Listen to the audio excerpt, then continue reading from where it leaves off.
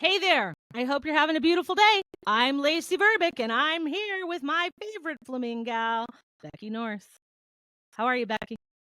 You know, Lacey, I am coming to you in my pajamas today. I'm going to just throw it out there. And it has been a rainy, kind of gross, yucky weekend, and that's okay. How are you today, Lacey? Well, I am looking my best, as you all can see who are watching us on YouTube. We are dressed for the occasion today. This episode, Fresh New Hell, we are all about it today. So check it out if you're not, if you haven't checked us out on YouTube, go ahead and do that. And we're excited about today's episode. I'm doing good. It's been kind of rainy here too. Kind of not motivated. The kind of weather that makes you want to stay inside under a blanket. Yes. You know. But I can see that it's shaking all the weather coming in is shaking all the trees, free of their leaves as we continue to march into fall, which I actually love fall. So I don't know, the more fall it feels, the more I like it. Okay. So yeah. And excited to continue our series today. So Me too. Go ahead and find your cozy corner. Grab your favorite drink and let's hang out for a bit. Welcome back to our Perimenopause Mini-Series. In part 1, we talked about the silence, how no one really warned us about what was coming. Today, we're diving into part 2, the fresh new hell. You know, where the night sweats are real, mood swings are unpredictable, and the brain fog is thick enough to forget why you walked into the room in the first place. Yes. We're getting honest about what it actually feels like to live through perimenopause, the confusion, the am I losing it moments, and the unexpected ways it shows up in our everyday life. Because you are not crazy, and you're definitely not alone. And then be sure to stick around for part 3, where we'll talk about what we can do to actually support ourselves and the next generation through this wild ride. Woo! Woo! Well, I gotta be honest, Becky, I'm actually not feeling good today at all. I gotta be honest. I'm just gonna kick us off with saying that I feel a little bit like garbage. I feel like hot garbage today. And if you hear that in my voice, all of you beautiful flamingos and listeners out there, it is what it is, and I decided to show up for you anyway because this is a conversation where we intend to be real. We intend to say things that aren't comfortable, and we intend to just kind of unpack this time of life. And if you find yourself in this time of life, welcome to the club, I guess. If you don't find yourself in this time of life, well, consider yourself lucky. Becky?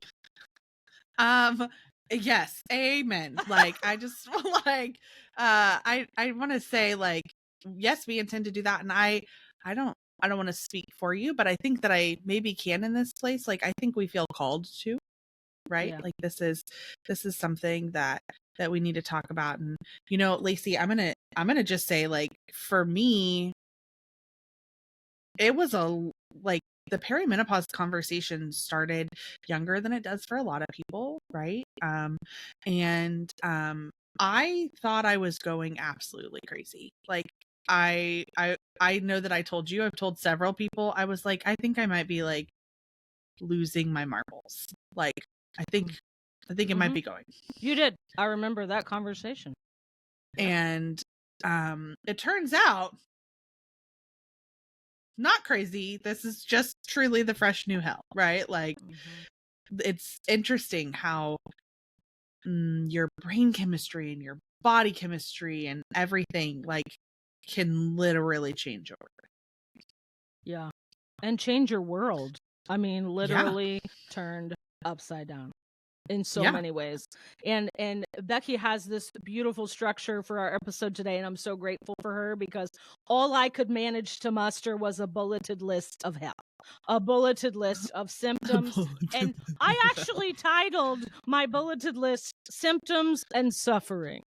Symptoms and suffering. Well, it is like emotional whiplash, though. It really is, like, this back and forth pull of, like, oh, because there are good days. There are really good days, right?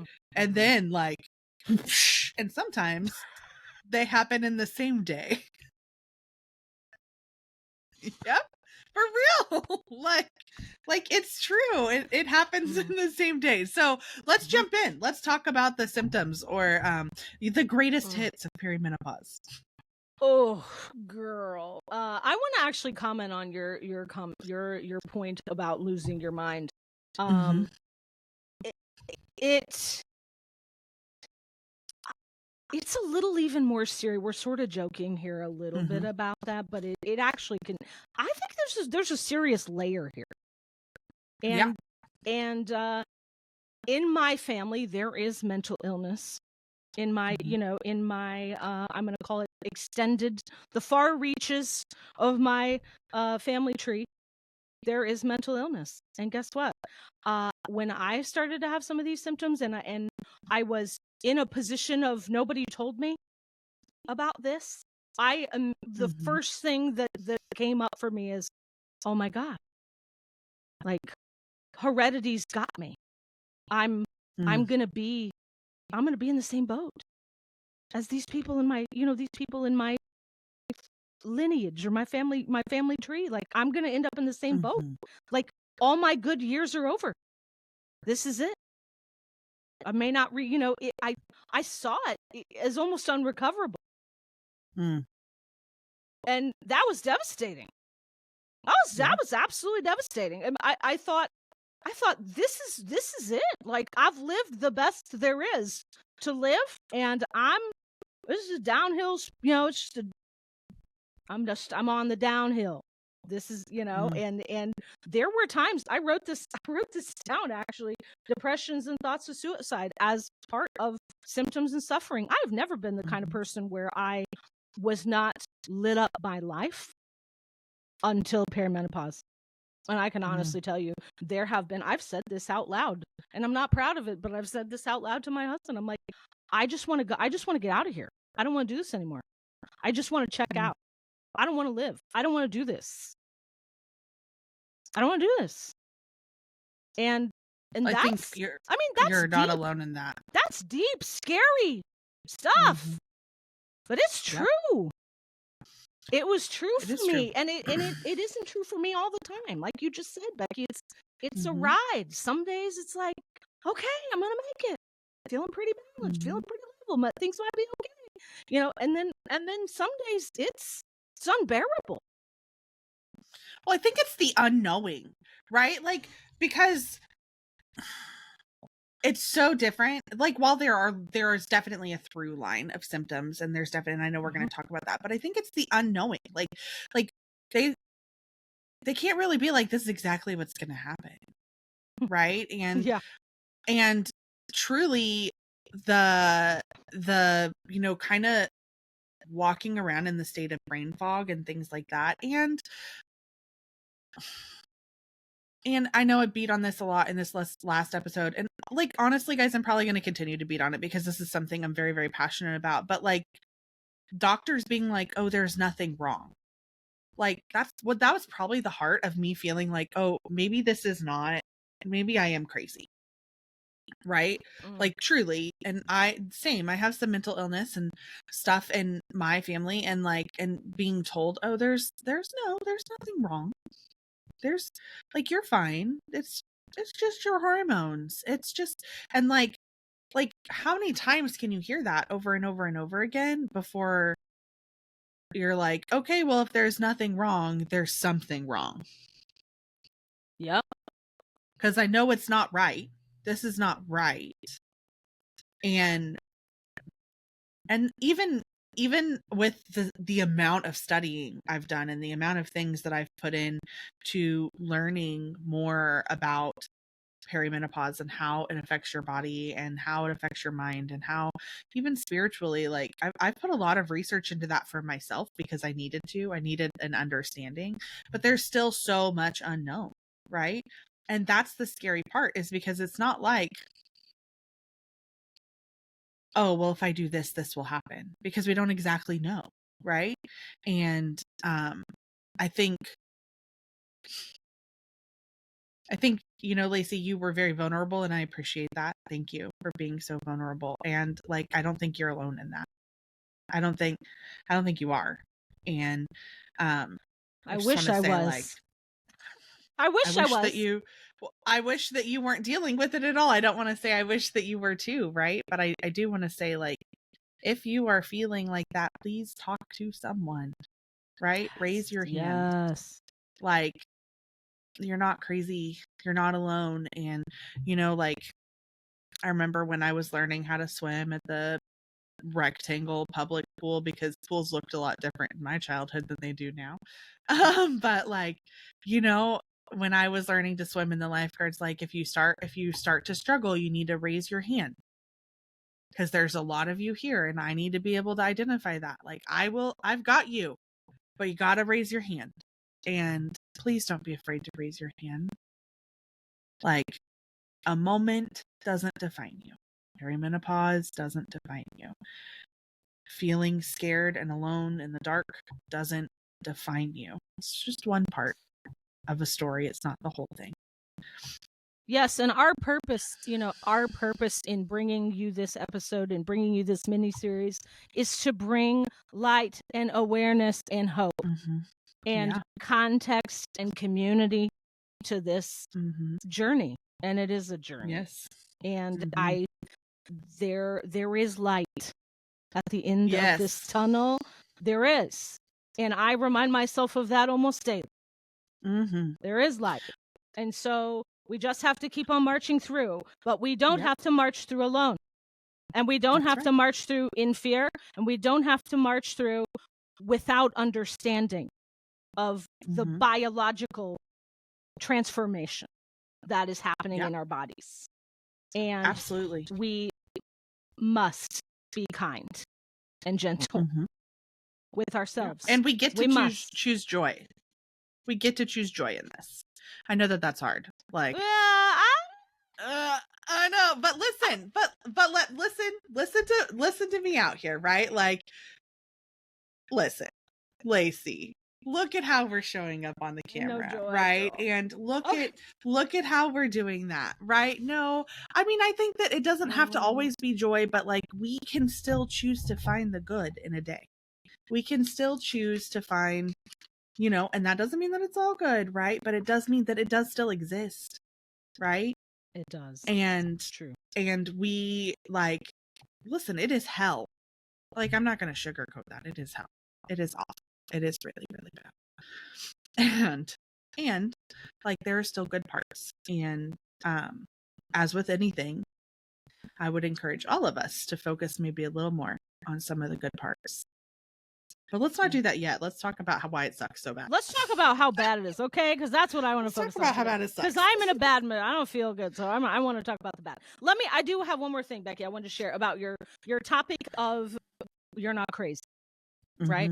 I wanted to share a quick story. So recently, I guess it was probably July 1st, I guess, around then, that I went and I was convinced that I am having such hormonal fluctuations and so much significant symptoms that I was like, I'm going to the doctor. That's it. I'm going to my GP. I'm gonna figure something out. I'm gonna have a talk. We're gonna, I'm gonna do this. So I went to the GP and I was like, listen, I think, I've got this, and this, and explained all the things. And I said, I need some support. I need to figure something out. I need to, I need your recommendations, whatever. And of course, the first thing they want to do, and I'm a fan of doctors, don't get me wrong, but the first thing she wanted to do was put me through all these, blood draws and labs to see what the hormone levels are. And understandably, they can't see what they can't see on the inside of my body, right? Without some of these tests. So this is the second time in 2 years I've had labs drawn. And I just want to say that when I got those lab results back, I felt so incredibly disappointed because they showed nothing. They came back in completely in normal range. And my doc was like, well, these are all in normal range. So, I don't really see a need to do a whole lot to support you because they're, I have a good doctor even. But she was like, she's like, there's no sort of medical reason to give you anything at this point. These are all in normal range. And I'm like, well, what? Like, I gave you my blood. I surrendered I went to the fucking lab. I let him stick a needle in my arm. Like, you want to tell me that I can't have help because my numbers are not what you think they should be? Like, I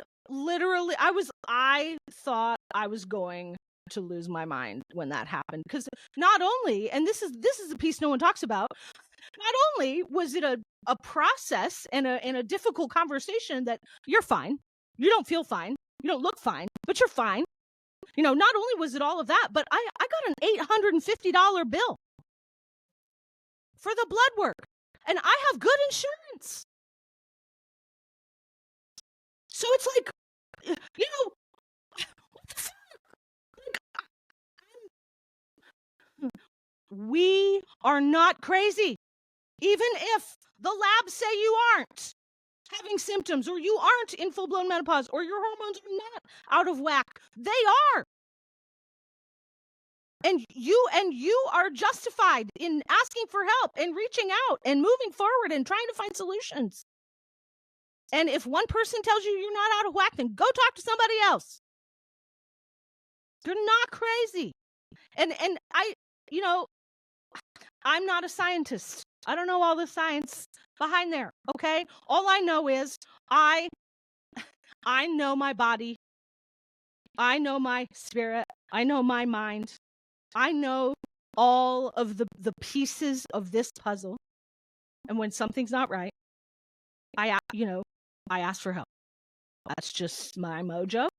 And I think some people are less inclined to ask, and some people are more inclined to ask. I'm probably right about the middle of that pack if I was guessing. And I just think it's really important to say that even if tests show otherwise, that doesn't mean this isn't happening to you. Well, and continue to advocate. Like, I don't want to get too into the details here, but like, that happened with me, and where I was like, something's wrong, something is wrong, something is not right, something is wrong, I'm telling you, something is wrong, over and over and over. And then something was wrong, and they were like, oh, I guess something was wrong. And yeah, so just continue to advocate for yourself. Okay, well, let's talk about the things that make us feel crazy. I know that you have quite a bit of a list, Lacey, so I'm going to let you kick us off, but let's talk about some of the symptoms behind perimenopause. Oh, things that make us feel crazy. Oh, brain fog. That's a big one. The best way I can describe that for those of you who are not having, not quite into all of this, is like difficulty concentrating, selective hearing. By selective hearing, I mean not fucking listening to anybody. Like when they say shit to you, you're like, like just totally miss it. Like walking around feeling like you're having, kind of just feeling like you're in a bubble, a little bit isolated, a little bit sort of airy in the head, like not grounded, sort of just not thinking straight. Yeah, brain fog. Woo, that's a big one. Yes. Yeah. Yes. Yeah. And that, like, that mid-sentence where you just forget what you were saying. Yeah. Like, yeah, that.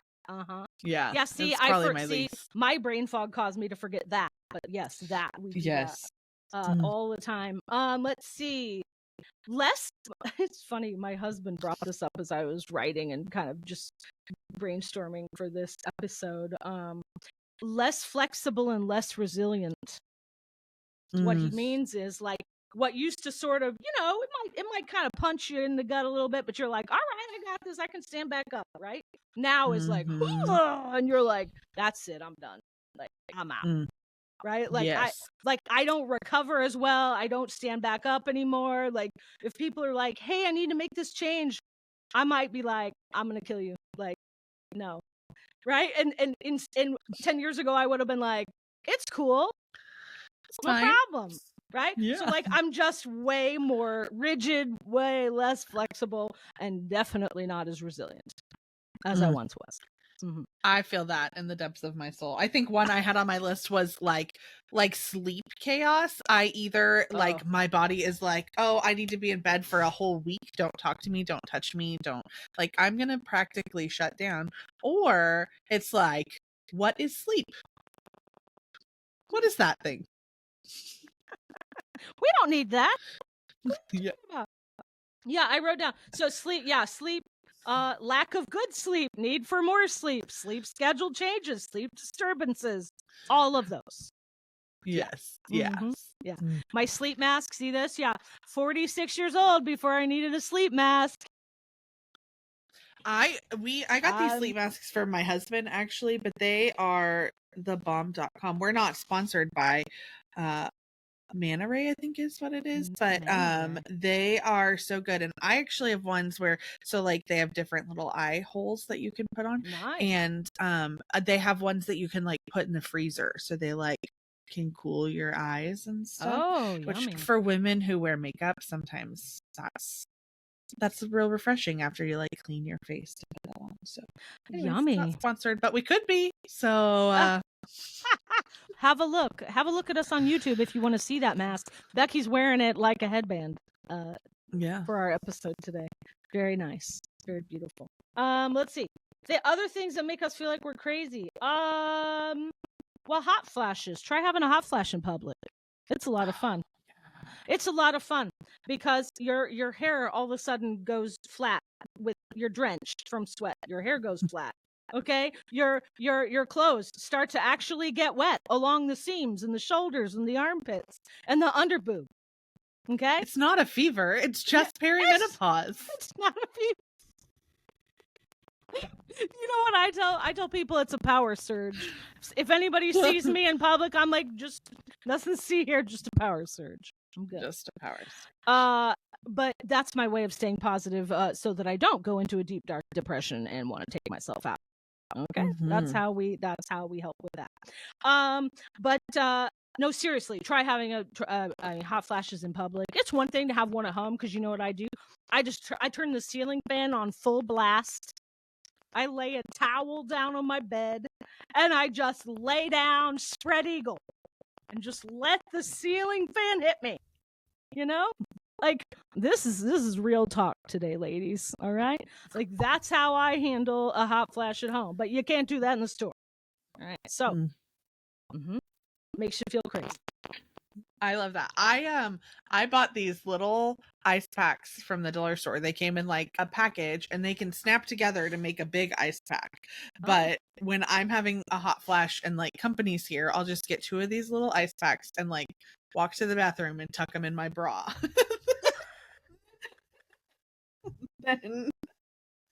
Then go about life, right? Because you gotta do what you gotta do. What you know? Have you ever seen those? I know you've seen these at festivals and stuff. It's the little fan that you wear like a lanyard.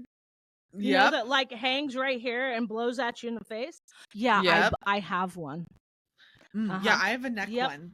I claim it's for football, but oh yeah. Well, guess what else is good for? Hot flashes. Okay, ladies. Hot flashes. Get you one. It's really useful. Let's see. Oh, itchy skin. This is another one that makes me feel crazy. Like I have these these sudden attacks of itchiness in the weirdest places, like my earlobe, my elbow, above my eyebrow. Like the weirdest things. And you're like in public, scratching like a dog. You know, and I'm sure people are like, what the hell is wrong? You know, like, what the hell is going on with that person? Because you're itching in the weirdest places, and it's like sudden, but it's pretty urgent, right? Like, it's like you gotta itch this right now. Like, there's no being, you know, professional or like waiting to be polite or no, screw that. You're itching it right then, right there, right. You know, doesn't matter who's around. So that makes me feel crazy. What else you got? I'm gonna say mood swings. And I feel like this is like there are many depths to this, right? But I can be happy, sad, and pissed off in the same sentence. Yep, me too. Like that feels erratic. And I don't know about you, Lacey, but there are times where I'm like swinging out, right? And I in my being am like, this is not rational. Yes. But like, in the best part of me, but in the very real life person part of me, I'm like, shut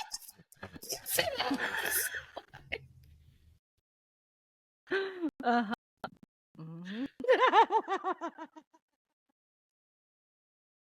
It's like two inner. It's like two different sub personalities that are like going at it, and you're like, wait a minute, I'm just a witness. Like I'm just a vessel. I don't know what's going on here. Yeah, it feels like that. Yeah, it's kind of like you have like the little angel and devil. They used to portray that in cartoons all the time when I was a kid, right? Like the angel and devil, except for like the devil is my whole person and the angel is like sitting on my shoulder being like, come on, and I'm like, you know what I know? You have wings so you can fly. Like so you better get the hell out. Yeah, okay? no. Bye. Yeah. Totally. Oh my gosh, girl. Okay. What else? Let's see. Sleep. You touched on sleep disturbance. Okay. Extra sensitive sense of smell. This sometimes makes me feel crazy because I'll be somewhere and I'll smell something, that is usually horrible. I'll smell something and I'll be like, "Do you smell that?" To the people with me or the people around me, I'll be like, "Do you smell that?" And they're like, "No." What do you mean? Like, what do you mean?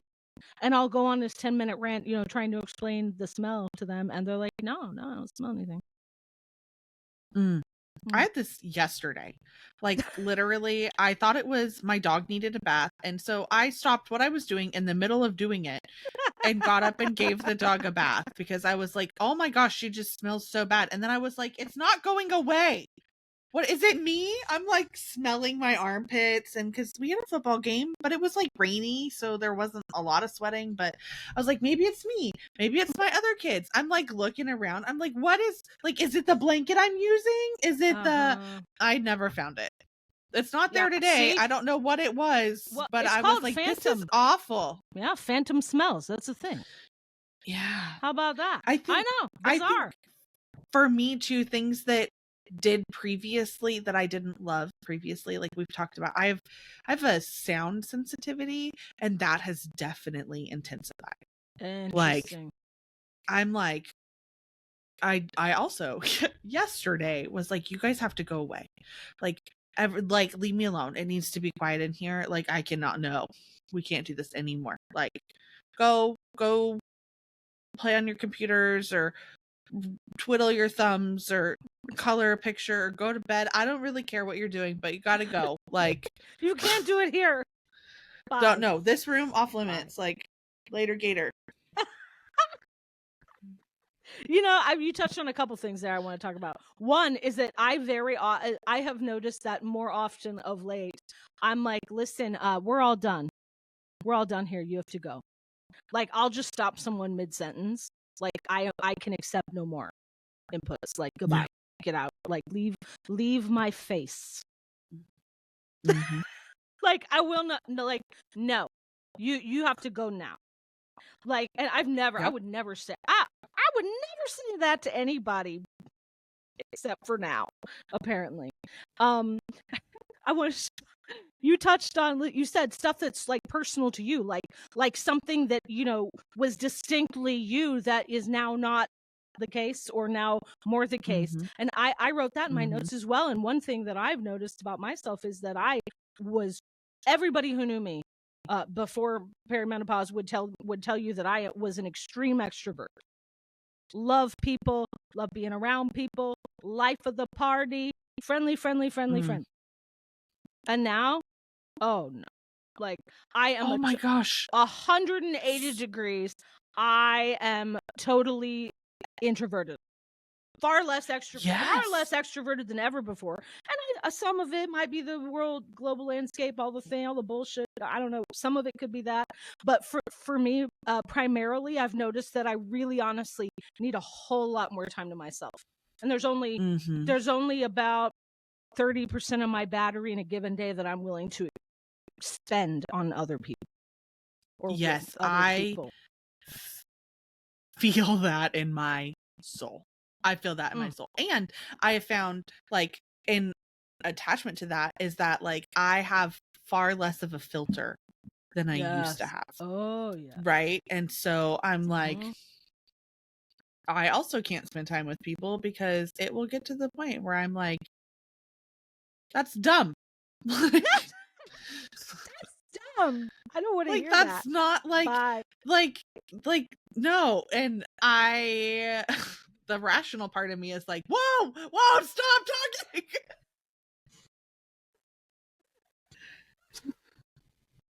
And your friend Perry's like, let him have it. Yeah. She's not my friend, Really? by the way, but I have heard people refer to her as Perry, and I think that's Perry. cute, but we're not friends. It's like She-Hulk, right? She-Hulk.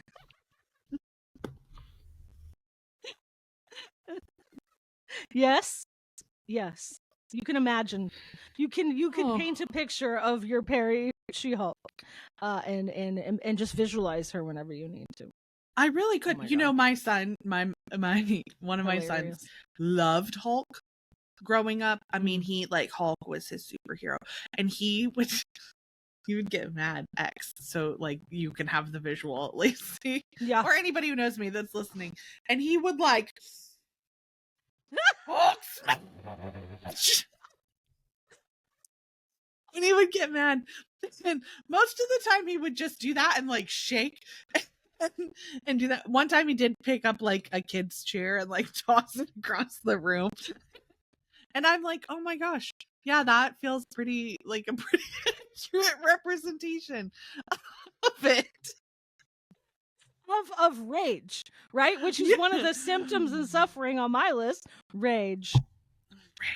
And it comes from nowhere. It seems to come from nowhere. Yes. You stepped on a worm. How dare you? Like, yeah. Mm-hmm. I can say, honestly, as I was writing my list, I was like, I can honestly say that this one doesn't show up a lot for me, which I'm grateful for, because folks in my family and around me have anger management issues, and I can't say that I probably don't carry some of that around with me still today, but rage doesn't show up for me very often, but when it does, in this age and stage of life, everybody, you better watch out. You better run. Like, it ain't pretty. Yeah. I wish that I could say rage didn't show up for me, but I will say I feel it in cycles. And so I may have, like, a couple of days and then I'll have a cycle without it. It's not a consistent, it's not an everyday thing, but then it's like the things that like, literally it could be you stepped on an earthworm, right? Or it could be that you didn't clean off the counter, or it could be, like, you know, and I don't know that I could say that it's ever rational, right? But it's definitely there. And I have had to do a lot of walking it back after, being like, I'm really sorry. It's not okay for me to respond like that. Like, let me tell you about what's going on. And even though this is going on, that's still not an acceptable response. And yeah, but yeah, I have to walk it back too sometimes, you know, and be like, listen, sorry, that was not cool. I like, that was not okay for me to do or say, but yeah, sorry. But here we are. Here we are, and moving on. Yeah, but I guess, but I'm grateful. I'll just say this out loud for my own healing, is that I am surrounded by people who love me and want me to be successful and want me to, and understand this process of perimenopause, and are doing their very best to hold space and just be a witness and try not to take it personally. You know? And so I'm super grateful for that. Yes, because sometimes we don't show up as we normally would, and that's important. It's important for us to understand that about us, that isn't that isn't you've become someone horrible, or you've lost yourself, or you've gone off the deep end, or you're disconnected from yourself in some way or something. No, this is temporary. And this is a process, and you're not gone. You're different now. You're different now, and you'll be different then. You'll be different when this is over. Okay, but the best parts of you will carry forward. And I am. Sorry, go ahead. No, Go ahead. I didn't mean to interrupt. I was just gonna say, I'm so glad you said that. I'm so glad you said that, because I've had a lot of that personally, where I'm like, oh man, 3 years ago, 4 years ago, I would not have done this. It would not have been like this, right? Like we would have done it differently. And I think for me, even like right now, a lot of that is around like meals and cooking and stuff like that. Like, don't get me wrong, my family is still fed very, very well and things like that. But like, I am having to look at what will get us there faster, not. Whereas before, I did put a lot of intention and a lot of this and a lot of that in cooking, and it wouldn't matter if I spent hours in the kitchen to make dinner, right? Now I'm like, that sounds awful. Yep. That sounds awful. Like, how do we get there faster? How do we like move and we through have this? to and we have to give ourselves grace and be patient with the bandwidth we have, because the bandwidth is changing and it isn't within our control. Really, it isn't. And so we have to just say, all right, well, we're going to do the best we can with what we have right now. And try not to get too upset about it. Try not to get attached to it. Right? Try not to stay attached to the way it used to be.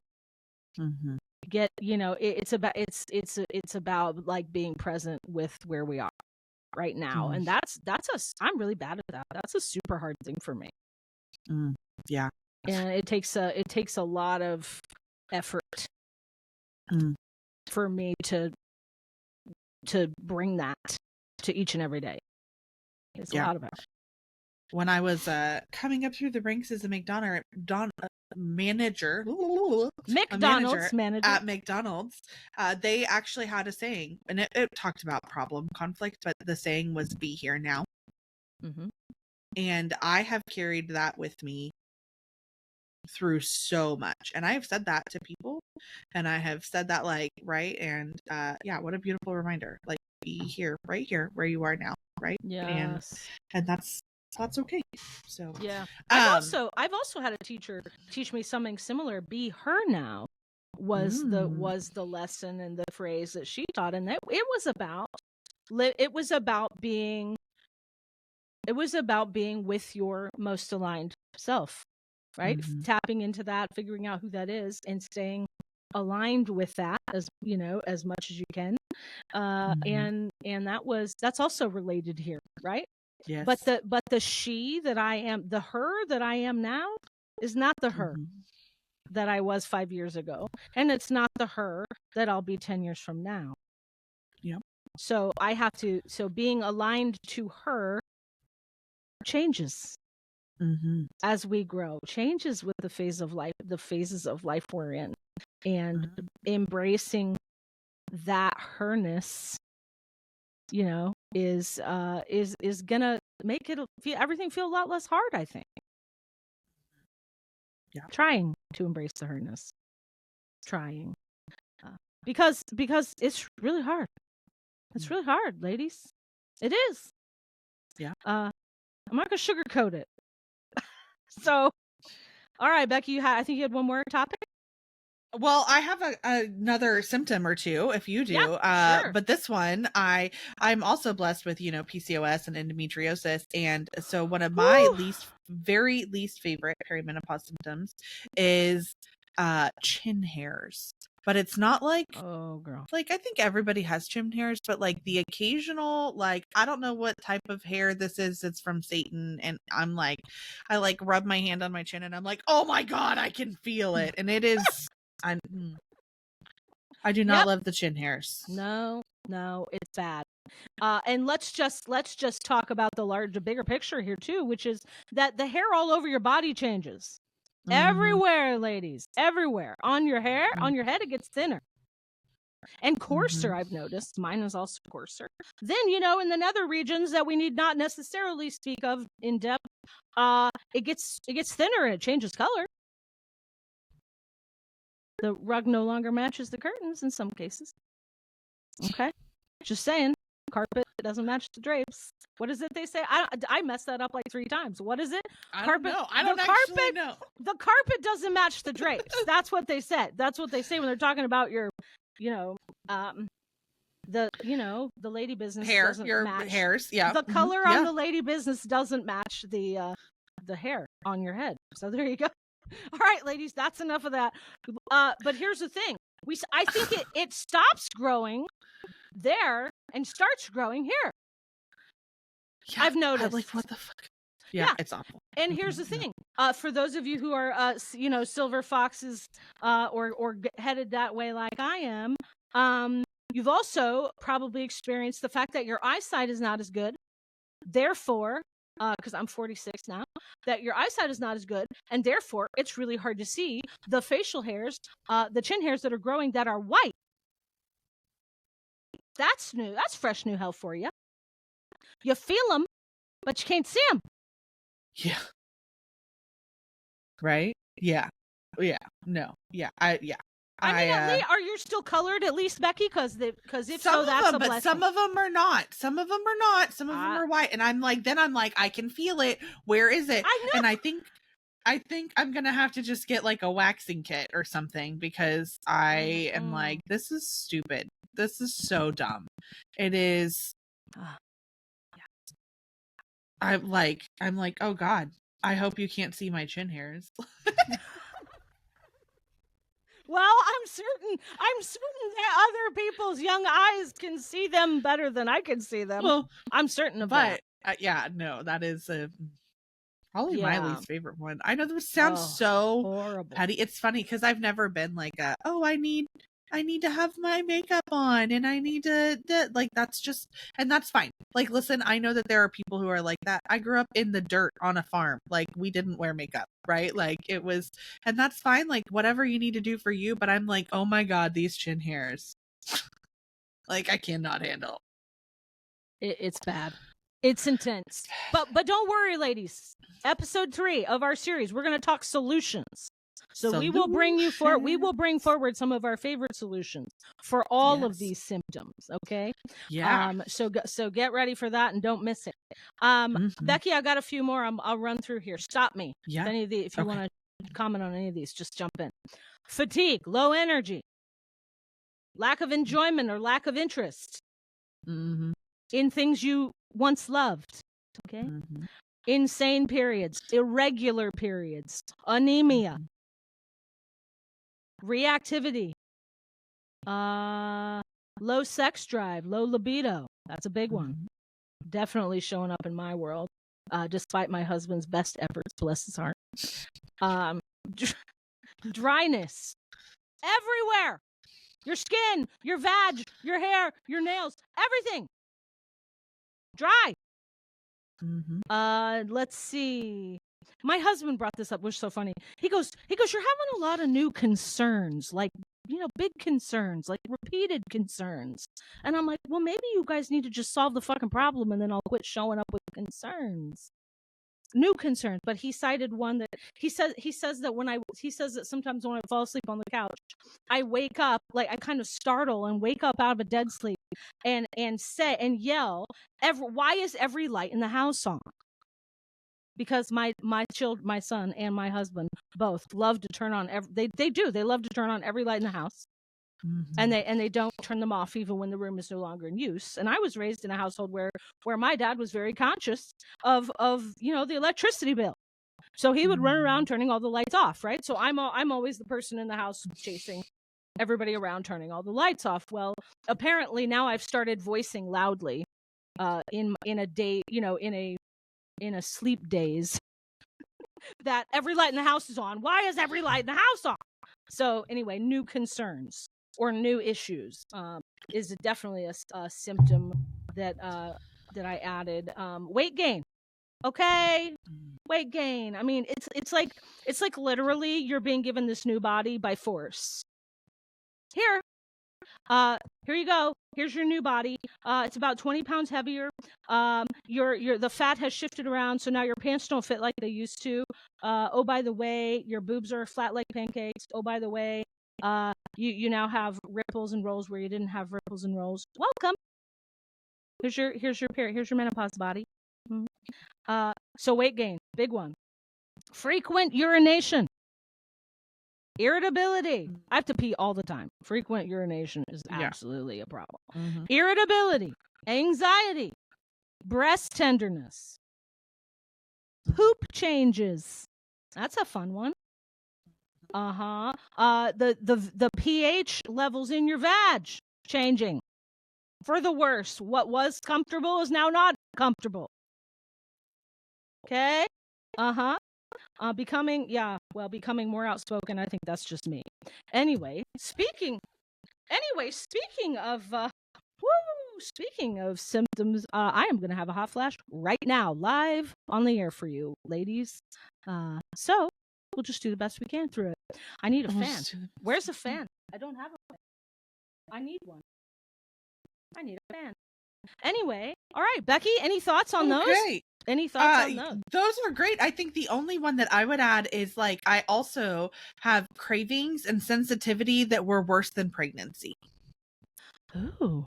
What do you mean by that? Like I understand cravings, but sensitivity, like what? Sensitivity to smells, foods, things like that were worse than when I was pregnant, right? So like, oh, this chicken is just too chickeny. I cannot eat it, right? Like this, like my husband jokes with me. He's like, you do not eat dinner with us, because most of the time I will cook it and I'll be like, this sounds so great, and then I'm like, this is not what I want.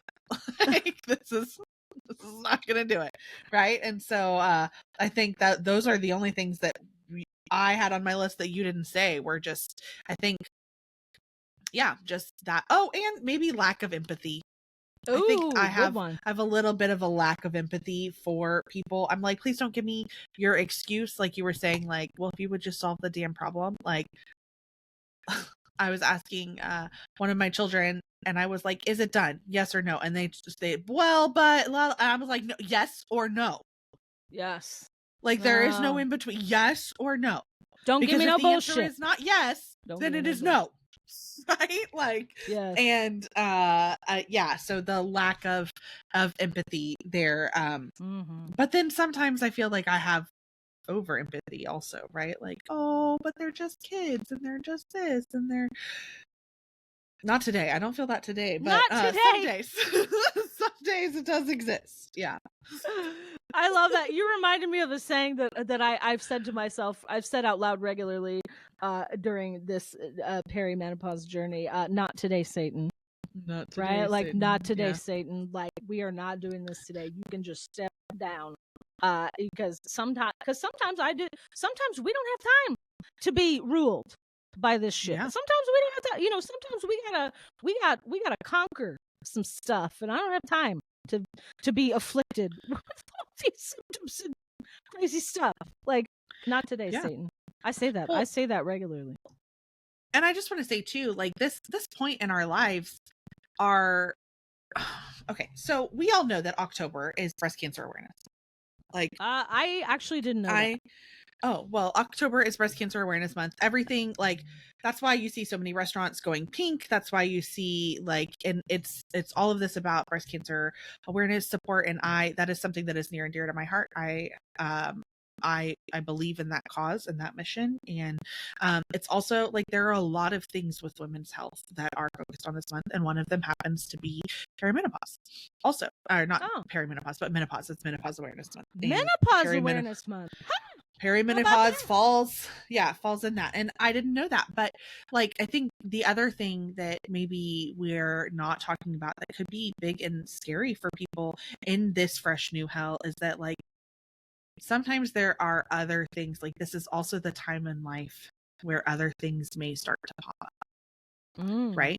And I'm speaking specifically around, like, breast cancer, around uterine cancer, around, like, we start to see a lot of those things, like, I don't have reports. I don't have studies. I did my own independent research, right? Like, I'm not a doctor. I'm not, please don't hold me to these claims, but like a lot of people who are women who are going through this change may also be dealing with other things Sure. that Sure. expedite, exasperate, and edify that change, right? Like, and I think that kind of goes back to the you're not crazy and the continue to advocate for yourself and all of that with this, right? Because I think it's really easy for people to be like, oh well, it's just your hormones, and then maybe it is something more, right? And so um